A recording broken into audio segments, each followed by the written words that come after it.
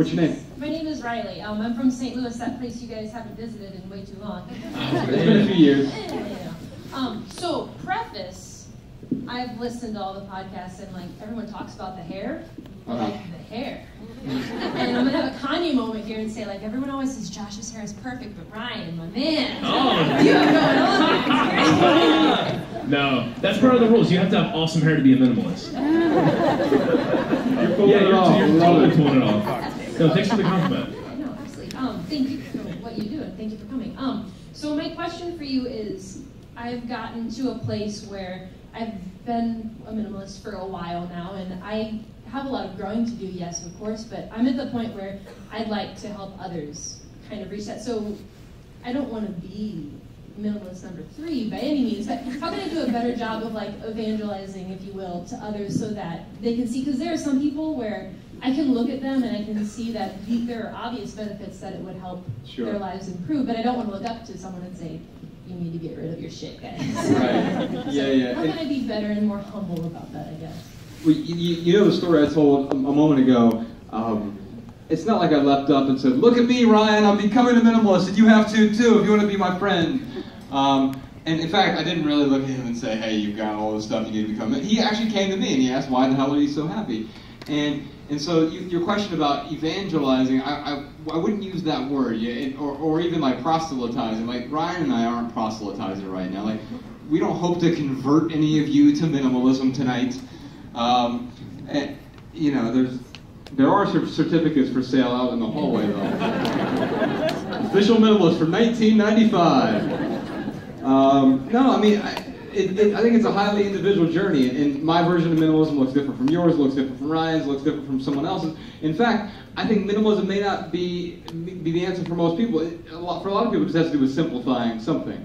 And so I think the best way to evangelize is to live that life and to show people the benefits. What are the incentives for them as opposed to the what? Because we all know the what. Everyone in here knows how to declutter their closet. That's why you never see me and Ryan write an article like, here are 17 quick tips to declutter your closet. Like, I think that stuff's so vapid, and it's actually part of the problem in many ways, because most of it's not done well. And if you just declutter, you're going to just fill the space up again if you don't know why. And the way to know why is you have to know what the incentives are for you. Maybe it's financial. Maybe it's more time for creativity. Maybe it's more time for your friends and family and loved ones. Maybe you want to pursue an entirely different path in life, and being untethered to your previous lifestyle will allow you to do that. And so it's showcasing the incentives as opposed to telling people what they need to do with their own stuff. Yeah, I certainly don't ever introduce myself as, hi, I'm Ryan, one of the minimalists. Or even when someone asks you like, hey Ryan, what do you do? I'm a minimalist.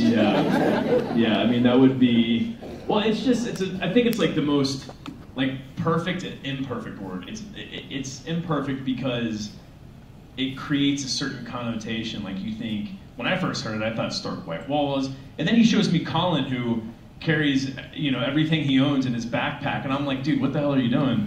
Like, I like having a kitchen table. I can't fit that on an overhead. But I think for me, this whole journey is not about.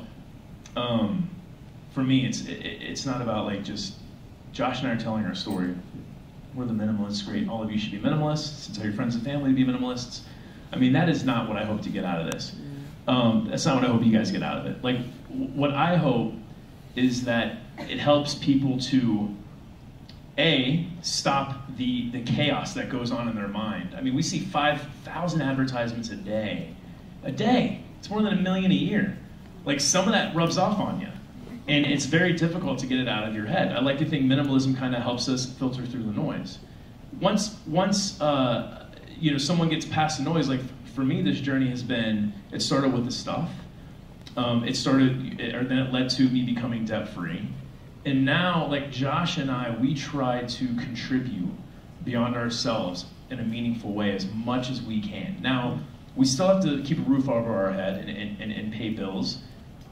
So we still need to have jobs and make money, but money is now the opportunity cost for us. Josh and I, we were talking about this earlier today. I'm like, dude, We should just do advertisements, sell out, make a cool $3 million by the end of this year. And then, yeah, like that would not, then I would just be the king of who gives a shit, right?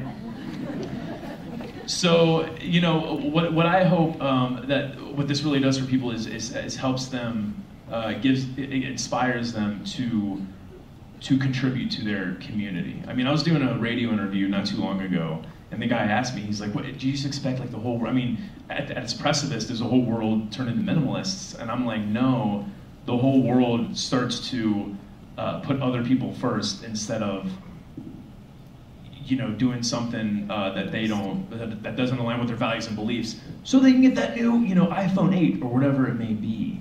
So what I'll say is that if you really want to help other people, you can go do that without even talking about minimalism. I mere's the great soup kitchen here in Dayton.